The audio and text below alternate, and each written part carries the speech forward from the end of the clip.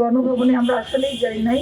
যেদিন ছিল ওই সেলিব্রেশন হচ্ছিল, তা আমাদের সামনে দিয়ে মানুষ অনেক যাচ্ছিল মিছিল করে, কারো হাতে হাঁস ছিল, মাছ ছিল, কাপ ছিল। এই জেনারেশন আমাকে চিনে কারিনা কাছের রামু। আপনারা যতগুলো ক্যামেরা, যতগুলো মাইক্রোফোন এরকম উঁচিয়ে আছেন, অত অত দোয়া এই যে আকাশের নিচে তারা কারিনার জন্য পৌঁছায় দেবেন। আমি যখন ইউনিভার্সিটিতে পড়াই তখন আমাকে বিভিন্ন স্টুডেন্টরা এসে বলে, ম্যাম আপনার ক্লাস আমি নিব। আমি কেন, তুমি কি আমাকে চিনো? না, আপনি কারিনা কায়সারের আম্মু।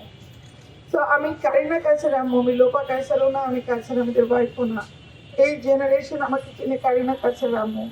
কারিনা আমাকে শূন্য করে দিয়ে আপনারাই কারিনাকে বলতে পারবেন না, আমি একদম শিওর আপনারা কারিনা মতন কাউকে কখনো পাবেন না। এত ন্যাচারাল, এত হাসি খুশি, এত সহজ সরল, এত কথা বলার আগে যার মুখে হাসি আসে এবং এত ক্রিয়েটিভ, ট্যালেন্টেড। ও যে মুভিটা করেছে 36, 24, 36, এই মুভিগুলো দেখার মতো, ওর কাজের মধ্যেই ও বেঁচে থাকবে। আপনারা আমাদের জন্য দোয়া করবেন। আমরা ক্রীড়া পরিবার থেকে আসা প্রতিটা সদস্য আমরা অনেক হাসি খুশি ভাবেই বড় হয়েছি, হাসি খুশি ভাবেই পরিবার পরিচালনা করেই কারিনা এরকম একটা মেয়ে, এবং তার দুই ভাইও মাশাআল্লাহ অনেক অনেক লক্ষ্মী, অনেক ভালো। কারিনা আমার জীবনের একটা অ্যাসেট। কারিনা চলে গেছে, কিন্তু ভুল চিকিৎসা বা মানে না জানা বা আমরাও বুঝতে পারি নাই, সবকিছু মিলাই কারিনা তো চলে গেছে। এই হয়তো কারিনার ভাগ্যে ছিল যে কারিনা কতটুকু বয়সী বাড়ছে। আমরা আল্লাহর এই জিনিসটাকে মেনে নিতে হবে, এবং আল্লাহ যেভাবে সন্তান, সম্পদ, স্বাস্থ্য নিয়ে মানুষকে পরীক্ষা করে, সেই পরীক্ষা হয়তো আমার জন্য এই মুহূর্তে অনেক ভার, কিন্তু আমাকে মেনে নিতে হবে। তবে অবশ্যই এটা সঠিক যে আমাদের শিক্ষা ক্ষেত্রে,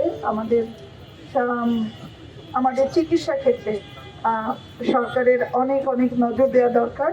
অনেক ইয়াং স্টুডেন্টরা বিভিন্ন প্রাইভেট মেডিকেল কলেজ থেকে পার হয়ে বের হয়ে তারা ডায়াগনোসিসও করতে পারে না, মানুষকে হেল্পও করতে পারে না, কিন্তু তারা প্রচুর টাকা দিয়ে পড়ছে, এইসব ইয়েতে ঢুকছে। এবং কারিনা গিয়েছিল লিভারের, মানে আমরা তো জানি না লিভারের প্রবলেম না কি প্রবলেম, ওর শরীর খারাপ ছিল, নিয়ে গেছিলাম ওকে ইমার্জেন্সিতে, চেক করে বললো লিভারের প্রবলেম, কিন্তু সাথে সাথে ওকে আইসিইউতে দিয়ে এবং সিডেটিভ দিয়ে 2 দিন, অক্সিজেন দিয়ে 2 দিন, এবং 2 দিন ওকে লাইফ সাপোর্টে রেখে ওর লাঞ্চটাই শেষ করে দিল। যে লাঞ্চটাই ঠিক না, আমি আর মানে অ্যাম্বুলেন্সে করে, এয়ার অ্যাম্বুলেন্সে করে ওকে আর আমি কি করতে পারবো। তো আমি সব কিছু মেনে নিলাম। 2 হাত তুলে কারিনার জন্য দোয়া করবেন, ছোট্ট একটা সূরা পড়ে দিবেন, ছোট্ট একটা অল্প কয়েকটা দরুদ করে দিবেন, কারিনার আত্মার উপরে বসাই দিবেন, যাতে কারিনা ওই দুনিয়াতে এরকমই হাসি খুশি থাকে, এবং যত জান্নাতীদের মাঝখানে সে যেন সব সময় সবাইকে ধরিয়ে রাখে, দুর্নীতি মুক্ত হোক, দেশটা ভালো থাকুক, এটাই আমরা চাই। আর আমাদের একটা কন্টেন্ট নিয়ে মানুষের অনেক কন্ট্রোভার্সি আছে যে আমরা গণভবনে গেছিলাম চুরি করতে। তো গণভবনে আমরা আসলেই যাই নাই। যেদিন ছিল ওই সেলিব্রেশন হচ্ছিল, তা আমাদের সামনে দিয়ে মানুষ অনেক যাচ্ছিল মিছিল করে, কারো হাতে হাঁস ছিল, মাছ ছিল, কাপ ছিল, ল্যাপটপ ছিল, ভাঙা চেয়ার ছিল, যে সব গণভবন থেকে আসছে। সে আমাকে বলো, তুমি যদি একটা বাসা থেকে কিছু নিয়ে আসতা। আচ্ছা, আছে তো আমার ব্যাগেই, যে আমি নিয়ে আসছি ব্যাগ, একটা ক্লিপ দেখা বললাম, এই যে আমাকে, কিন্তু এটা আমরা করি না। হ্যাঁ, তো আমাদের এই ফান ভিডিওটা পাবলিক হয়ে গেছে, এবং সেটার জন্য মানুষ অনেক অনেক নেগেটিভ কথা বলে। আমি নর্থ সাউথে পড়াই, আমার কোনো দরকার নেই একটা ভাঙা ক্লিপ আমি গণভবনে ঠেলাঠেলি করে চুরি করে নিয়ে আসবো।